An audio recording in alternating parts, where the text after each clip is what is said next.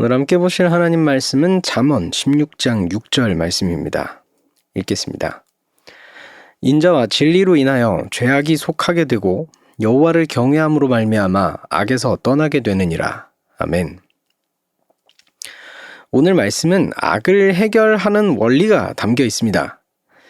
총 두 문장으로 이루어져 있는데 앞쪽 내용은 이제 이미 지은 죄악을 해결하는 방법이 있고 뒷내용은 이제 앞으로 죄악을 짓지 않을 방법이 나와 있습니다.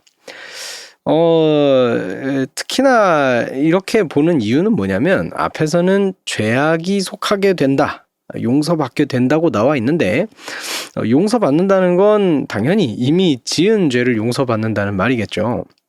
뒤에서는 악에서 떠난다라는 표현이 나와 있는데 여기 나와 있는 악은 떠난다는 표현을 볼 때 이제 어떤 사람이 지은 죄 이런 거를 가리키는 것보다는 이제 악이라는 어떤 영역이를 가리키는 단어로 보는 게 합당합니다.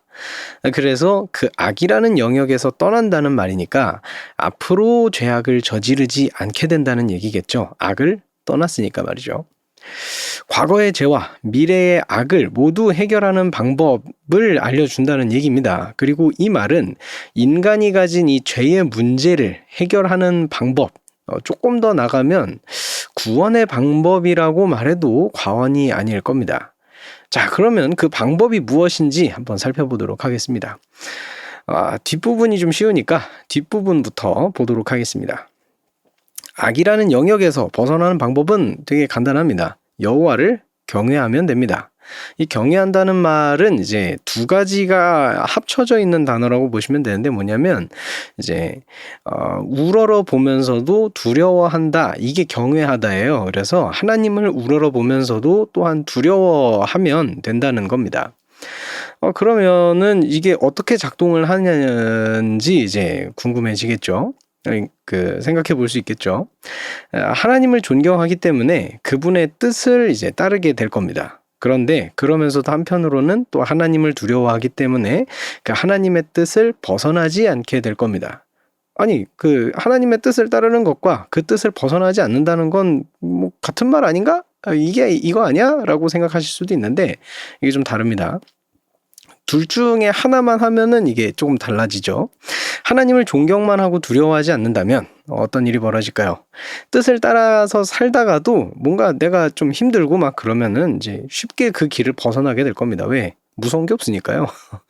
반대로 하나님을 두려워하기만 하면 하나님의 마음을 오해하면서 경직된 신앙을 가지게 될 수 있습니다. 혹은 좀 잘못되면 하나님을 거부하고 부정하게 될 수도 있습니다. 왜? 너무 두려운 분이니까. 이런 하나님 나는 못 믿겠다, 이렇게 갈 수도 있는 거잖아요. 그래서 너무 두려워하기만 하다가는 이제 거부하고 내가 안 믿으려고 그 하나님의 뜻을 아예 그냥 거부해버리는 이제 그런 일이 벌어지기도 합니다. 그래서 이 존경하고 두려워하는 두 가지는요, 같이 있어야 합니다. 그러면 자연히 악의 자리를 벗어나 선의 길을 가게 될 것입니다. 앞부분을 보시면 머리가 좀 많이 복잡해져요.